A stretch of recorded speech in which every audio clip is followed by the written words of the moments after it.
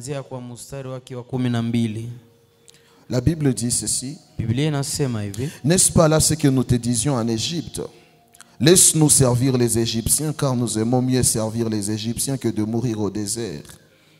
Moïse répondit au peuple, ne craignez rien, restez en place et regardez la délivrance que l'Éternel va vous accorder en ce jour. Car les Égyptiens que vous voyez aujourd'hui, vous ne les verrez plus jamais. L'Éternel combattra pour vous et vous gardez le silence. L'Éternel dit à Moïse, pourquoi ces cris? Parle aux enfants d'Israël et qu'ils marchent. Toi, lève ta verge et tends ta main sur la mer et fonds-la. Et les enfants d'Israël entreront au milieu de la mer à sec. Et moi, je vais enduire sur les cœurs des Égyptiens pour qu'ils y entrent après eux. Et Pharaon et toute son armée, ses chars et ses cavaliers feront éclater ma gloire. Et les Égyptiens sauront que je suis l'Éternel quand Pharaon et ses chars et ses cavaliers auront fait éclater ma gloire.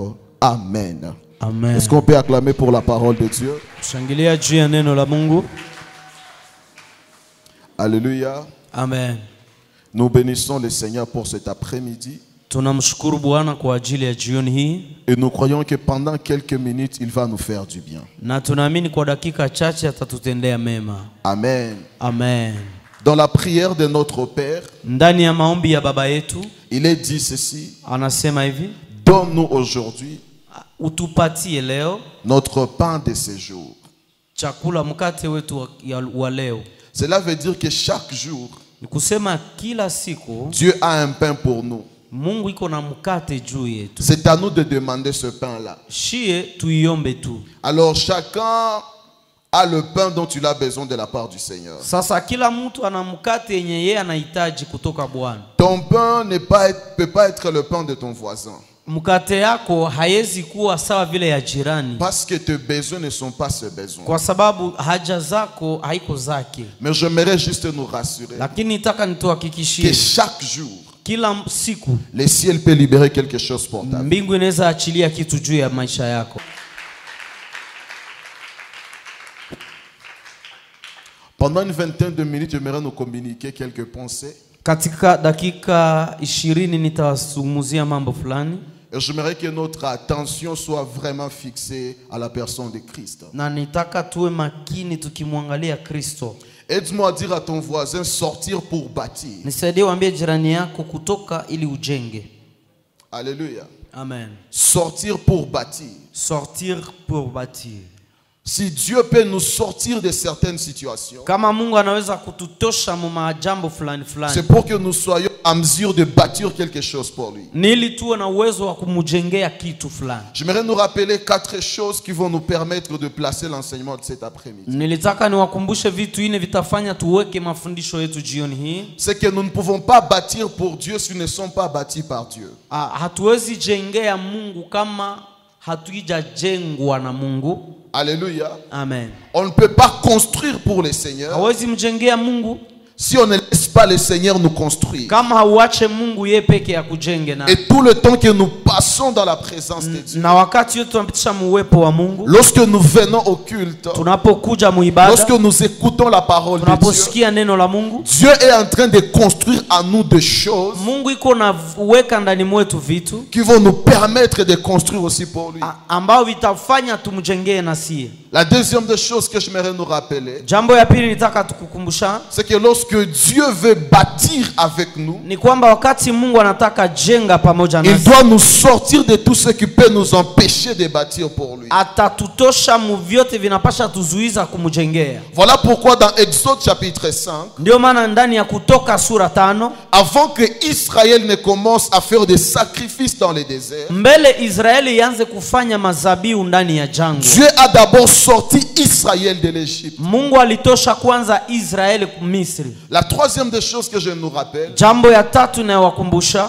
c'est qu'il ne suffit pas simplement de sortir de l'Égypte pour bâtir pour Dieu, kwamba haitoshe tu kutoka Misri lumjengee Mungu, mais nous devons nous rassurer que l'Égypte est aussi sorti de nous pour bâtir pour le Seigneur. Na tunapaswa kuhakikisha kwamba Misri ishatoka mu vichwa vyetu ili tumjengee Bwana. Sortir du monde, c'est pas un problème. Kutoka mdunia sio tatizo. Mais sortir le monde de nous, c'est ça le grand problème. Lakini kutosha dunia ndani mwetu ndio tatizo. Sortir de la pauvreté, c'est pas un problème. Kutoka mu maskini sio tatizo. Mais sortir la pauvreté de nous, c'est ça le problème. Lakini kutosha umaskini mushie ndio tatizo. Sortir de la malédiction, c'est pas un problème. Kutoka mulaana sio tatizo. Mais sortir la malédiction de nous, c'est ça le grand problème. Lakini kutosha laana mushie ndio tatizo kubwa. Voilà pourquoi l'Éternel a amené Israël au désert. Ndio maana Bwana litosha Israeli katika jangwa. Afin d'enlever l'Égypte, le caractère de l'Égypte en Israël. Ili atoshe tabia ya Misri mu Israeli. Alléluia. Amen.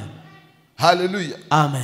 Et la quatrième des choses, Na jambo la ine, et qui va faire l'objet de l'exhortation de cet après-midi, na ni ile itafanya kiini ya mafundisho yetu ya jioni hii, c'est que lorsque l'Éternel ni kwamba wakati Bwana est en train de nous faire sortir de l'Égypte, iko na tutosha Misri, il ne peut pas nous sortir de l'Égypte hawezi tutosha Misri sans anéantir la puissance qui nous maintenait captifs en Égypte. bila kuvunja ama kuangusha hiyo nguvu yenye ilikuwa natuweka tubakie Misri.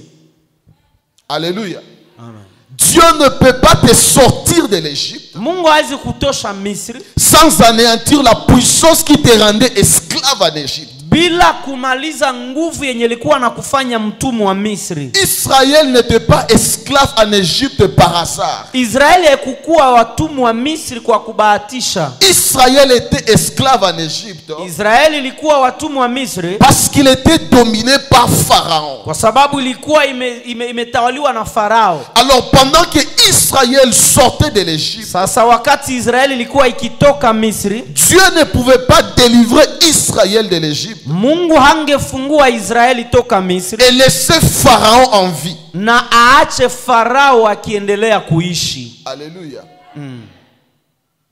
Tu ne peux pas sortir de l'Égypte Hawezi toka Misri et que le roi de l'Égypte reste en vie. na mfalme wa Misri abaki akiendelea kuishi. Parce que si tu sors de l'Égypte Sababu ukitoka Misri et que Pharaon reste en vie, na Farao endelee kuishi, parce qu'il est en vie, kwa sababu anaendelea il kuishi, va organiser encore son armée. atatengeneza jeshi yake Et tena, cette armée va te poursuivre na hiyo jeshi itakufuatilia pour te ramener encore en Égypte. ili kurudishe tena Misri. J'aimerais dire ceci à une personne. Nilitaka ambia mtu mmoja hivi, Le jour de ta délivrance, siku ya ufungulivu wako, le jour du changement de ta vie, siku ya mabadiliko ya les maisha, choses ne se feront pas en paix. vitu havitafanyika na amani, Les choses ne se feront pas dans le calme. vitu havitafanyika kwa amani. Pendant que Dieu change ta vie, Wakati Mungu anabadilisha il y a maisha, un pharaon qui doit mourir. kuna Farao anapasha, Il y a un sorcier qui doit tomber. kuna mchawi Il anapasha, y a un géant qui doit tomber. kuna jitu linapasha anguka. J'aimerais te dire ceci. Nataka nikuambie Ta hivi, souffrance n'est pas un hasard. mateso yako haiko ya Tes kubahatisha, difficultés ne sont pas un hasard. mateso yako haiko ya Il y kubahatisha. a un géant qui est assis dans ta Kuna famille. jitu anakaa mjamaa Il y yako, a un esprit qui domine toute ta famille. Qui kuna roho inatawala jamaa est yako en train de commanditer des choses. ambayo iko inaongoza Qui vitu, est en train de contrôler tout le monde. ambayo inakontrole mambo, Qui est en train de dominer tout le monde. ambayo inatawala kila Mais kitu. j'aimerais t'annoncer cet après-midi. Nitakutangazia jioni ya Pendant leo, que Dieu annonce ta sortie,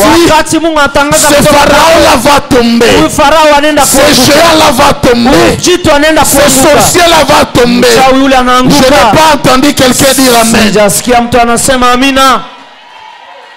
Alléluia. Amen. Ce qui tue cette génération, c'est quoi? Kinachoua kizazi hiki ni Des nini? fois, nous venons à l'église Tunakuya kanisani mara kwa dans des mara réunions de prière ndani ya maombi, et nous voulons être touchés par la main de na Dieu. tunataka tuguswe na mkono wa Nous Mungu, voulons être touchés par la puissance tunataka de Dieu. tuguswe na nguvu za Et Mungu, tout ce que nous racontons aux gens, na tout ce que nous disons aux gens, yote tunaambia watu pendant qu'on était en train de prier, wakati tulikuwa naomba, j'ai été saisi par la puissance de Dieu. nimeguswa na nguvu za Mungu Et je suis tombé par na terre. nimeanguka chini. Le protocolaire m'a amené devant. Shemasi wakanibeba mbele, On a prié pour moi. wakaniombea, Et Bien-aimé dans le Seigneur, pendwa katika le Bwana, plus important dans la présence de Dieu, ya maana katika uwepo wa Mungu ce n'est pas de tomber par haiko terre, kuanguka chini, mais le plus important, lakini ya maana c'est faire tomber ce qui était en toi et qui est en train de te déstabiliser. ni kuangusha kile kilikuwa muwe na kinakusumbua. Alléluia. Amen. Bien-aimé dans le Seigneur, Pendwa katika Bwana, si tu tombes pendant la prière ukianguka saa ya et maombi que la sorcellerie qui est en toi ne tombe pas, na uchawi haianguke, quand tu vas te relever, tu utakaposimama vas encore marcher avec le même problème. utatembea na hiyo tatizo. Voilà pourquoi la vraie question, Ndio maana swali ya ce kwanza n'est ni pas jusqu'où la puissance de Dieu peut te toucher. sijua ni mpaka wapi nguvu ya Mungu itakugusa. Ce n'est pas jusqu'à quel endroit la puissance de Dieu peut t'amener. Haiko mpaka wapi nguvu ya Mungu itakubeba. Mais la vraie question, Lakini swali zuri, lorsque tu pries, unapoomba qu'est-ce qui tombe de ta vie? nini ya maisha yako inaangukaka? Alléluia. Amen. Alléluia. Amen. Bien-aimé dans le Seigneur, Pendwa katika Bwana, le jour où on va lever le spectacle de notre spiritualité, siku tutatosha mambo ya kushitula watu mu mambo yetu ya kiroho, c'est à ce jour-là que nos vies vont commencer à changer. ni pale maisha yetu itabadilika. Alléluia. Amen. Il y a 3 catégories de gens qui tombent à l'église. Kuna aina tatu ya watu wanaanguka kanisani. Il y a ceux qui tombent parce qu'ils ont soif de la puissance de Dieu. Kuna watu wanaanguka juu wana kiu ya nguvu za Mungu Et ils sont emportés par la puissance de Dieu. na wanabebwa na nguvu ya Mungu Et ils reçoivent quelque chose de la part de Dieu. na wanapokea kitu kutoka Mungu. Et il y a des gens qui tombent Na kuna wengine wanaanguka parce que les esprits qui les combattent kwa sababu roho zinawapiga ne vita peuvent pas supporter l'atmosphère de la puissance de Dieu. hazivumilie hali ya nguvu ya Mungu C'est pale. là que vous entendez des gens crier, Ni pale unasikia watu wanalalamika, faire des bruits bizarres. wanafanya fujo, Parce que des fois, lorsque les démons sortent, sababu mara nyingine wakati pepo inatoka il y a des manifestations. kuna vitu vinaonekana. Il y a maintenant la 3e catégorie. Kuna kiwango cha tatu Et c'est ce qui dérange cette na génération. ni ile inasumbua hii kizazi, Des gens qui tombent par mouvement. ni wale wanaanguka juu aliona wengine biko wanaanguka. Alléluia. Amen. Tu es tellement sensationnel We unaguswaguswaka à tel point que mpaka il suffit seulement qu'il y ait quelque chose. inabidi kutuka kitu mwa Tu kapitikana, es déjà parti. unaenda. Alléluia. Amen. Et quand on prie pour toi, Na sawa na kuombea, si tu n'es pas tombé, kama ukuanguka tu penses que la puissance de Dieu n'est pas là. unafikiri nguvu ya Mungu haiko pale. Vous pensez que quelqu'un peut se tenir du haut de cette chair sans pour autant voir la puissance de Dieu? Unafikiri mtu anaweza simama juu ya madhabahu kama hana nguvu za Mungu? Alléluia. Amen. Bien-aimés, nous devons lever le niveau de notre compréhension des choses de Dieu. Mpendo, inabidi tupandishe kiwango cha kuelewa mambo ya Mungu. Alléluia. Amen. Il y a 3 portes par lesquelles le diable accède dans notre vie. Kuna milango tatu ambazo shetani anapitia ili aingie maisha yetu. La première des choses que le diable utilise pour détruire nos vies, Ya kwanza yenye shetani anatumia ili haribu maisha yetu ce sont les alliances maléfiques. ni zile maagano za mapepo. Les alliances maléfiques, Zile maagano za kimapepo ce sont des contrats ni masaini qui ont été signés dans le monde spirituel ambazo zimesainiwa katika ulimwengu wa kiroho par des gens qui avaient notre sang, pamoja na watu ambao walikuwa na damu yetu, que nous appelons ascendants ou ancêtres. ambao tunaita mababu. Ils ont fait des pactes, Wamefanya maagano, ils ont bâti des hôtels wamejenga madhabahu et ils ont déclaré des paroles na wameongea maneno qui jusqu'à présent ambazo mpaka sasa sont en train de contrôler le fonctionnement de nos familles. ziko zinaangalia vile jamaa zetu zinatembea. Alléluia. Amen. Et derrière ces alliances maléfiques, Na nyuma ya hizi agano za kimapepo il y a des hôtels maléfiques kuna madhabahu za qui kimapepo rechargent ces alliances. ambazo zinaendaka zinatia nguvu hizi maagano. Aussi longtemps que les hôtels maléfiques sont là, Wakati yote yenye hizi madhabahu za kimapepo ziko pale, les alliances maléfiques vont fonctionner. hizo agano za kimapepo zitatenda kazi. C'est là que vous allez remarquer, Ni pale utagundua dans une famille, ndani ya jamaa la plupart des gens miongoni mwa watu ont des problèmes qui se ressemblent. wanakuwaka na matatizo yanayofanana. Ce n'est pas question de ressemblance de visage, Haiko kufanana sura, mais c'est une question d'être combattu et contrôlé par le même esprit. ni kupigwa vita na kutawaliwa na hizo pepo za sawa sawa. Alléluia. Tel que tu es là, Vile uko pale, tu es le produit de ton père et de ta mère. wewe ni matokeo ya kukutana na baba yako na mama yako. Les esprits qui combattaient ton père, Hizo mapepo zilikuwa napiganisha baba ces yako. mêmes esprits vont te combattre. Hizo mapepo zitakupiganisha. Les esprits qui combattaient ta mère, Pepo zilizokuwa napiganisha mama ces yako, mêmes esprits vont te combattre. zile zitakupiganisha. Tu peux quitter votre maison. Unaweza toka munyumba yako, Tu peux quitter votre village. unaweza toka mu village yenu, Tu peux quitter même les quartiers où résident la plupart des membres de ta famille. unaweza toka nafasi ambapo wengi wa jamaa yenu wanakaa. Mais une chose que tu ne peux jamais changer, Lakini jambo yenye hauwezi badilisha c'est le sang de tes parents qui coule en toi. ni damu ya wazazi wako inayotembea ndani yako.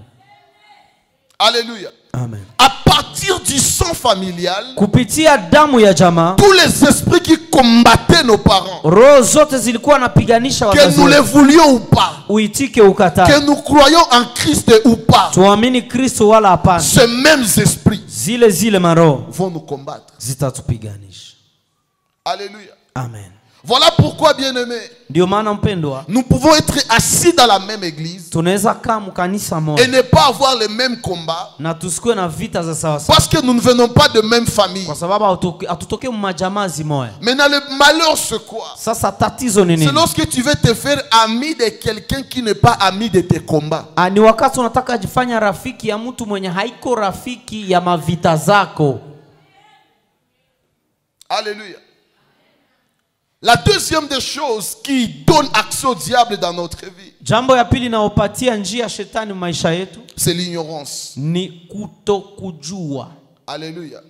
ujinga. Les diables règnent et dominent là où le peuple demeure dans l'ignorance. Shetani anakaa na anatawala mahali ambapo taifa inakaa katika ujinga, kutokujua. Bien-aimé dans le Seigneur, Pendwa katika Bwana, personne ne peut aller plus loin que le niveau de sa connaissance. hakuna mwenye anaweza enda mbali zaidi ya vile anajua. Alléluia. Qu'est-ce que tu connais? Unajua nini? C'est le résultat de ce que tu es. Ni matokeo ya yenye uko. Alléluia. Amen.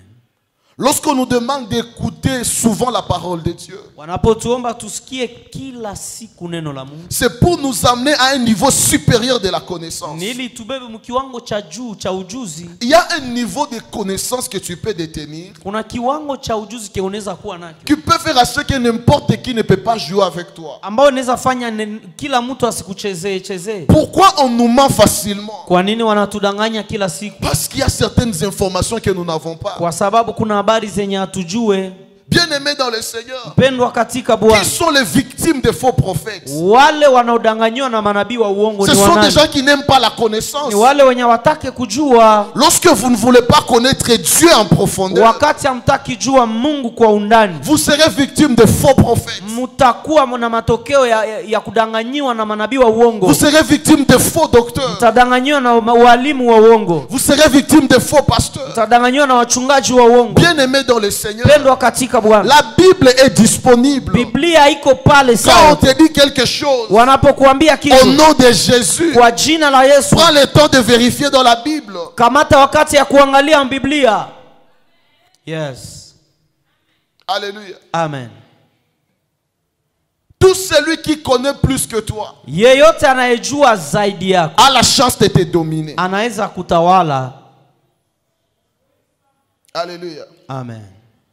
La troisième des choses qui donne accès au diable, Jambo ya tatu inampatia shetani njia c'est la désobéissance. ni kule kutokutii, kuasi. Alléluia. Amen. Tu peux être là, tu écoutes déjà la parole de Dieu. Unaweza kuwa pale unasikiaka neno ya Mungu. Tu sais ce que tu dois faire. Unajua ile unapasha kufanya. Tu t'es engagé même à le faire. Umejitoa kuifanya. Mais quand il faut poser l'action, Lakini wakati inabidi kutenda, tu te dis je ne fais plus. unasema sitaifanya. Chaque fois que tu désobéis à l'Éternel, Wakati yote unaenda kinyume na mapenzi il y a yako, quelque chose de ta destinée que tu es en train de détruire. kuna kitu cha mwelekeo wako unavunja. Alléluia. Amen. Dis avec moi alliance. Sema nami alliance. Ignorance. Ignorance. Désobéissance. Désobéissance. Ces trois choses Vitu hivi vitatu ont fait à ce que Israël vilifanya Israeli se retrouve esclave en Égypte. ijikute inakuwa watumwa wa Misri. Alléluia. Amen. Lorsque Abraham donnait un sacrifice à l'Éternel, Wakati Abrahamu alikuwa akimtolea Bwana, il était devant l'autel de Dieu. alikuwa mbele ya madhabahu ya Il Mungu. ne savait pas que l'autel, c'est l'endroit où une alliance doit être faite. Alikuwa ajue kwamba madhabahu ni nafasi ambapo agano itafanywa. Et pendant qu'il dormait, Na wakati alikuwa amelala, l'Éternel est venu. wa milele akakuja. Et quand Dieu a remarqué le sommeil d'Abraham, Na wakati Mungu ameangalia usingizi wa Abrahamu, directement, pale pale Dieu dit à Abraham, Mungu anamwambia ta Abrahamu, postérité kizazi chako sera esclave kitakuwa watumwa en Égypte Misri pendant 400 ans. kwa miaka 400. Suivez-moi très bien. Munisikie vizuri. Lorsque Israël se retrouve en Égypte, Wakati Israeli wanajikuta Misri, il devait passer 400 ans dans l'esclavage. walipasha pitisha miaka 400 ndani ya utumwa. C'était ça le délai de Dieu. Ni ile ilikuwa mpango wa Mungu. Au lieu de passer 400 ans, Kuliko wapitishe miaka 400, ils ont passé 430 ans. wakapitisha miaka 430 ingine. Les 30 ans additionnels, Hiyo 30 iliongezeka. ce n'était plus le problème de Dieu. Haikukuwa tatizo ya Mungu. C'était l'ignorance d'Israël par rapport au délai de son esclavage. Ilikuwa kutokujua ya Israeli kulingana na wakati yao ya utumwa. Bien-aimé dans le Seigneur, Pendwa katika Bwana, chaque problème kila tatizo a un délai. iko na muda yake ya Chaque kuisha. souffrance Kila mateso a un délai. ina muda yake ya Lorsque kuisha. les choses Wakati mambo commencent à dépasser leur délai dans ta vie, zinaanza pitisha nyakati tu yao za dois kuisha, chercher la connaissance par rapport à ces choses. unapaswa tafuta ujuzi kulingana na hivi vitu. Des fois, nous souffrons pendant longtemps Wakati mwingine tunateseka masiku mingi parce que nous n'avons pas le temps de chercher la connaissance qui peut nous libérer. kwa sababu hatukujua wakati gani yenye tutafunguliwa. Alléluia. Amen. Dans Matthieu 24, lorsque Jésus arrive devant Jérusalem, Katika Mathayo 24 wakati Yesu anafika mbele ya Yerusalema, Jésus pleure devant Jérusalem. Yesu analia mbele ya Yerusalema. Il dit, Jérusalem, Anasema, Yerusalemu, tu n'as pas connu le temps de ta visitation. haukujua wakati ya kutembelewa kwako. Oh la la. Alléluia. Amen. Il y a un temps fixé pour chaque chose. Kuna wakati imewekwa juu ya kila kitu. Il y a un temps pour être humilié. Kuna wakati ya Il y kuzarauliwa. a un temps pour être déshonoré. Kuna wakati ya kukosewa heshima. Il y a un temps pour tomber malade. Kuna wakati ya kugonjwa. Mais quand ça déborde, Lakini bikipitisha kipimo, allons chercher la connaissance. uende tafuta kujua. Yes. Alléluia. Amen. Maintenant, qu'est-ce que le diable fait? Sasa shetani anafanya nini? Pour nous maintenir captifs, Ili atuweke muutumwa, il s'arrange anafanya yote que nous restions sous-informés. tubakie bila ujuzi. Dans Exode chapitre 5, Ndani ya Kutoka sura 5, lorsque Moïse et Aaron se présentent devant Pharaon, wakati Musa na Haruni wanaenda kwa Farao, il dit ceci à Pharaon: wanamwambia hivi Farao, le Dieu des Hébreux, Mungu wa Waebrania il demande à ce qu'il libère son peuple. anaomba ufungue taifa yake. Écoutez la réponse de Pharaon. Sikia jibu ya Farao. Qui est l'Éternel Wa milele ni nani? pour que moi, Pharaon, je lui obéisse? Ili mimi ni mtii. Alléluia. Amen. Cela veut dire ceci. Ni kusema nini? Même si vous venez avec cette information, Hata munakuya na hii habari, je dois tout faire. nitafanya yote. Je dois tout faire Ninapasha fanya yote pour ne pas obéir à cette ili information. nisitii hii habari yenu. J'aimerais nous dire ceci. Nitaka niwaambie hivi, Il arrive des moments inafika où on wakati peut recevoir une parole de Dieu ambapo tunaweza chukua na tunasikia habari ya Mungu qui est la parole de notre salut, ambao ni neno ya wokovu qui est wetu, la parole de notre délivrance. ambao Hiyo ni neno ya ufungulivu wetu. Lorsque la parole de ton salut, Wakati neno ya wokovu wako lorsque la parole de ta délivrance wakati neno ya ufungulivu wako reçoit des obstacles dans son exécution, inapata vizuizi mkutenda tu kwake, dois savoir ceci. unapasha jua hivi, Tu ne dois plus te limiter à la parole. hautaishia kwa neno tu, Tu dois passer de la parole à la puissance. utatoka muneno unaingia munguvu. Tu dois passer de la parole à la puissance. Utatoka kwa neno kuendea nguvu. Il y a des esprits Kuna maroho qui n'obéissent pas à une parole simple.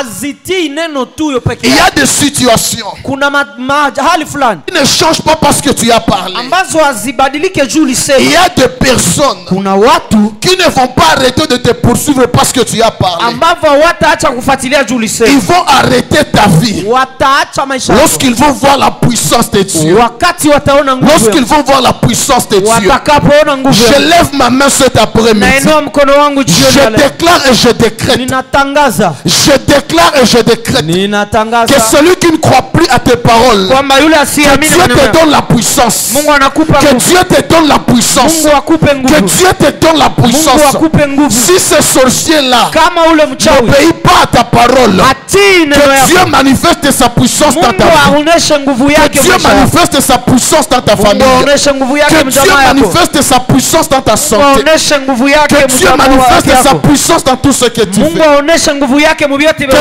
unafanya. peut dire avec moi la puissance. Mmoja aseme na mie nguvu. Quelqu'un peut dire avec moi la puissance. La puissance.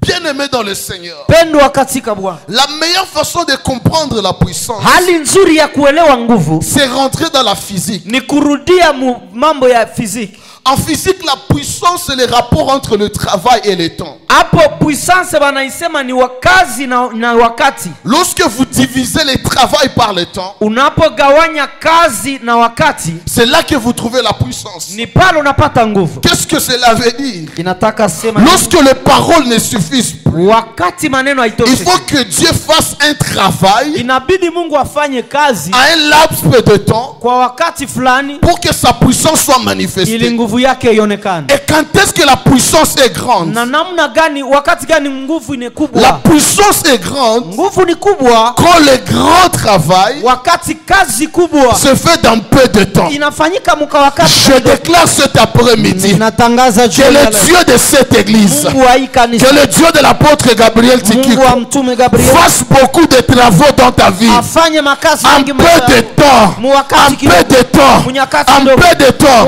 que ce que tu attendais en une semaine, ninajua unaichunga que Dieu mwezi, te donne 124 heures. Mungu atakupa Que ce que tu attendais en une année, yenye ulikuwa que unachunga Dieu te mwaka, le donne en un Mungu mois. akupe Que mwezi ce mmoja, que tu attendais pendant 5 ans, yenye ulikuwa que Dieu unachunga te le miaka donne tano, pendant cette année. Mungu akupe hii Je mwaka. déclare une saison où Ninatangaza la puissance wakati de Dieu commence à se na manifester. nguvu ya Mungu yangu, J'annonce une saison ninatangaza où les wakati manifestations de la puissance de Dieu ambapo nguvu za ne Mungu seront zinaonekana. plus rares dans nos vies. Haitakuwa yenye haionekane Ces maishani. manifestations seront visibles. Zitaonekana. Donne-moi un amen, je te prêche. Nipe amina nikuhubiri. Donne-moi un amen, je te prêche. Nipe amina nikuhubiri. Lorsque Israël devait sortir de l'Égypte, Wakati Israeli walitoka Misri, il fallait que Pharaon tombe. ilibidi Farao Il aanguke. fallait que Pharaon tombe. Ilibidi Farao aanguke. Pourquoi Dieu devait faire tomber Kwa Pharaon? nini Mungu angeangusha Parce Farao? que Dieu savait ceci. Kwa sababu Mungu alijua hivi, Si je laisse Pharaon en vie, nikiacha Farao katika il maisha, va poursuivre Israël. atafuata Israeli. Si je le laisse en vie, Nikimwacha kwenye il maisha, va enfanter des enfants atazaa watoto qui vont encore combattre Israël. watakaopiganisha Alors Israeli. qu'est-ce que je vais faire? Nifanye nini? Je vais combattre pour Israël Nitapigania Israeli, l'ennemi d'aujourd'hui. adui wa leo. Et en donnant la victoire sur l'ennemi, Nitakapopana ushindi je juu ya serai en adui wa train leo, d'anéantir l'ennemi de demain. nitakuwa nikimvunja adui wa kesho. J'aimerais te dire cet après-midi Nitaka nikwambie que la jioni, victoire que Dieu va te donner aujourd'hui, ushindi yenye Mungu atakupa la leo, délivrance que Dieu va te donner aujourd'hui, fungulivu yenye Mungu ne anakupa sera leo, pas simplement pour aujourd'hui. haitakuwa tu juu ya Ça leo, sera pour aujourd'hui Itakuwa juu ya et leo, pour demain. na juu ya Ça kesho. sera pour ce mois Itakuwa et juu ya pour le mwezi, mois na juu ya prochain. mwezi Ça sera kesho. pour cette année Itakuwa juu ya et pour mwaka. l'année prochaine. prochaine. Voilà pourquoi il est écrit, les Égyptiens que vous voyez aujourd'hui, vous ne verrez plus jamais. Pourquoi ne plus les voir? L'Éternel va les exterminer. Je lève ma main cet après-midi, que l'onction de mon Père puisse écraser les ennemis de ta vie. Que tout pharaon qui se levait contre toi, que tout pharaon qui dominait ta famille, que tout pharaon qui dominait ton travail, que tout pharaon qui dominait tes projets, qu'il soit écrasé ce soir. Donne-moi un amen, je vais te prêcher. Donne-moi un amen, je vais te prêcher. Bien-aimé dans le Seigneur, qui est Pharaon? Pharaon, c'est cet esprit-là qui veut à ce que tu répètes l'histoire négative de tes parents. Si les parents des Israélites étaient esclaves en Égypte, Pharaon voulait que les enfants des enfants d'Israël soient aussi esclaves comme leur père. Mais ce que Pharaon ne savait pas, nous sommes d'une autre race. La Bible déclare, on ne parlera plus de proverbes en Israël, que les parents ont mangé des raisins verts et que ce sont les dents des enfants qui sont agacés. Et Dieu a décidé en disant ceci: je ne frapperai plus les enfants pour le péché de leurs parents. Ce que ton père a fait, ça les regarde. Ce que ta mère a fait, ça la regarde. Toi tu n'es pas ton père, toi tu n'es pas ta mère. S'il est parti chez les fétichistes, ça les regarde. S'il a fait des alliances maléfiques, ça ne te concerne pas. Toi tu es d'une nouvelle race. Toi tu es une nouvelle race. Quelqu'un me donne un amen, je prophétise. Quelqu'un me donne un amen, je prophétise. Pendant que je suis en train de parler, je vois 15 personnes. Je vois 15 personnes marquer la différence dans les familles. Marquer la différence dans les familles. On attend que cette maladie te détruise. On attend que cette situation te détruise. Mais à leur grande surprise, toi tu vas faire la différence. Toi tu vas faire la différence. Quelqu'un me donne un amen, je parle. Quelqu'un me donne un amen, je parle. Dans Matthieu chapitre 1er, quand vous lisez la généalogie de Jésus, on va te dire Abraham engendra Isaac. Isaac engendra Jacob et son frère. Jacob engendra Judas et ses frères. Quand vous lisez toute la généalogie, tout le monde a été engendré. Tout le monde a été engendré. Mais quand on est arrivé à la place de Jésus, pour Jésus, on n'a pas dit Judas, on n'a pas dit que Joseph engendra Jésus. On n'a pas dit Marie engendra Jésus. Parce que Jésus, il est venu faire la différence dans sa généalogie.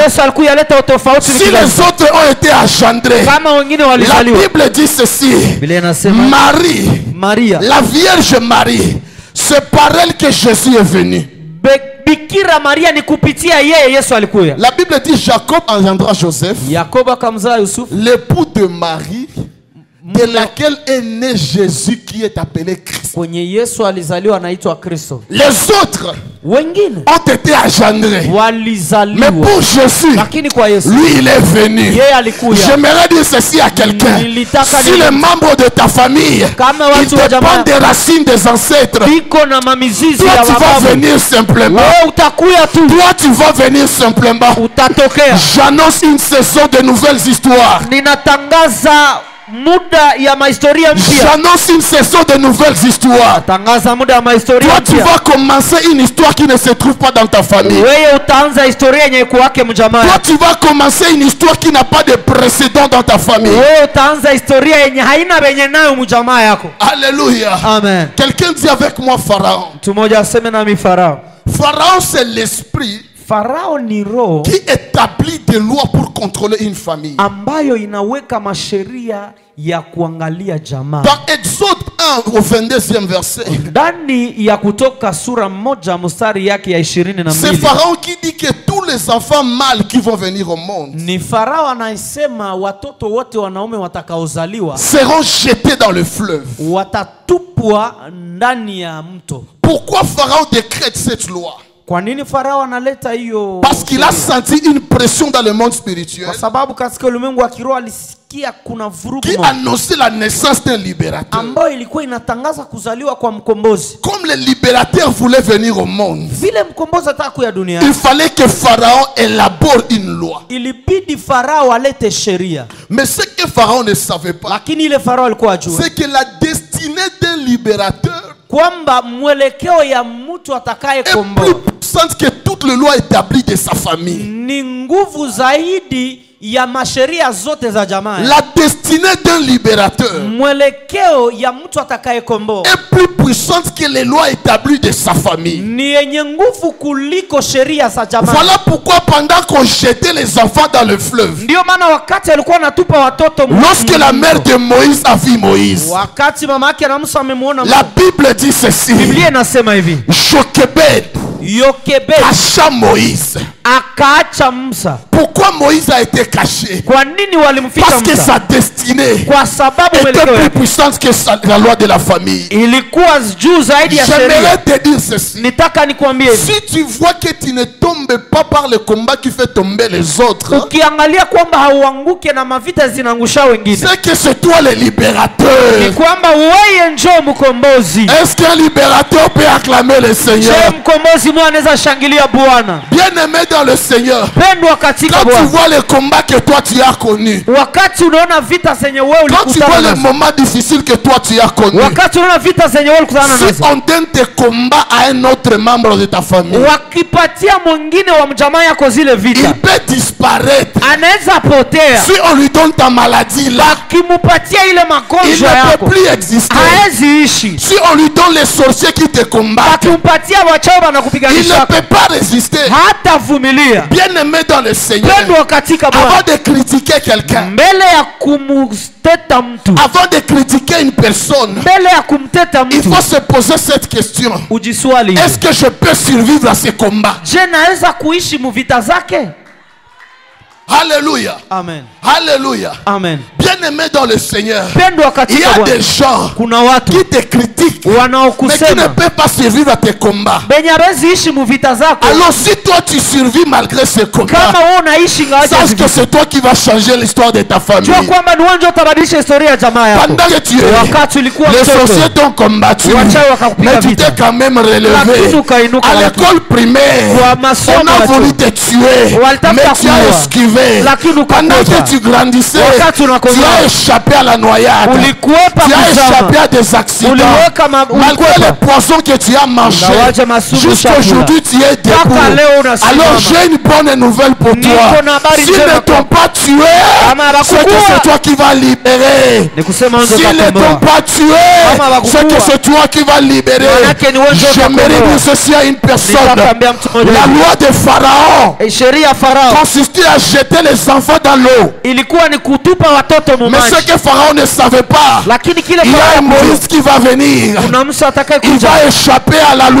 atakimbia pour que la loi sheria frappe Pharaon ili lui-même. sheria ipige Farao peke yake. Pharaon qui voulait jeter Moïse dans Farao l'eau, alitaka tupa Musa c'est maji, lui-même qui a fini dans le ni zoo. yeye ndio aliishia Je maji. déclare et je décrète, la Ninatangaza loi de la famille ne te frappera sheria ya pas, jamaa mais la haitakupiga, loi de la famille va frapper Pharaon. lakini ile sheria itapiga La loi Farao. établie de ta famille Sheria ya n'aura jamaa plus d'effet sur toi. haitakuwa Ça na va matokeo, frapper les ennemis de ta famille. itapiga wadui wa Quelqu'un jamaa. me donne un amen. Mmoja anipe amina, Quelqu'un me donne un amen. mmoja anipe amina. La Bible déclare, Biblia inasema hivi, pendant que Israël wakati Israeli passait par la mer Rouge, ilikuwa napitia bahari ya Shamu, les Égyptiens, wa Misri, les chars, magari les cavaliers, wenye farasi avec Pharaon, pamoja na Farao ils ont vu la mer s'ouvrir. wakaona bahari inafunguka, Israël en train de traverser. Israeli iko navuka, Et ils ont dit ceci, na wakasema hivi, nous allons les poursuivre. Mais tawafuatilia. ce qu'ils ne savaient pas, Kenye balisahau c'est qu'il y a des portes que Dieu ouvre kwamba kuna milango zenye Mungu que anafungua pour ses enfants. kwa ajili ya watoto wake Si tu. tu oses piétiner dans ce porte, Wewe ukipima ingia ça mwele sera mlango, ta fin. itakuwa mwisho yako. Ça sera ta fin. Itakuwa mwisho yako. Je vais te dire ceci. Nitani kuambia Il y a une bénédiction que Dieu va te donner ce soir. kuna baraka yenye Mungu atakupa jioni ya leo. Il y a une bénédiction que Dieu va te donner ce soir. Kuna baraka yenye Mungu atakupa jioni hii. Oh yes. Alléluia. Amen. Bien-aimé dans le Seigneur, il y a des chemins que Dieu ouvre. Ce n'est pas pour toi avec tes ennemis. C'est pour toi seul. C'est pour toi seul. Alors s'il commence à marcher par la mer rouge, c'est une marche qu'ils vont commencer mais qu'ils ne vont pas terminer parce que la marche va les terminer.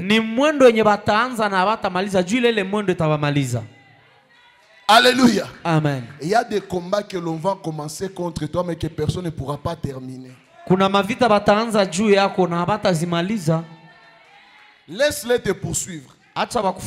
Laisse Pharaon et son armée venir derrière toi. Toi ne t'occupe pas d'eux. Hier nous avons dit ceci. Quand toi tu es poursuivi, marche seulement, avance seulement. Lorsqu'ils viennent derrière toi, ils n'ont pas le secret sur ton chemin. C'est le chemin que Dieu a ouvert pour toi. S'ils osent seulement entrer, ça sera leur fin. Je déclare et je décrète, quiconque te combattra à partir de ce soir, que ce combat soit le dernier combat de sa vie. Quiconque se lèvera contre toi, que ce soulèvement soit le dernier soulèvement de sa vie.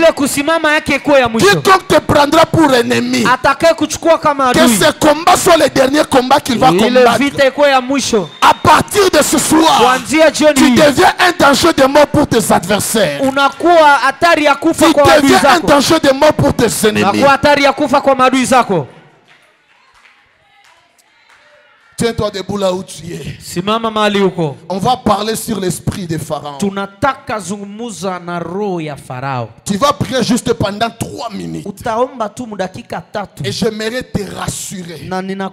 Cet esprit-là qui a dérangé ton père, qui a dérangé ta mère, ce soir, ça sera fini.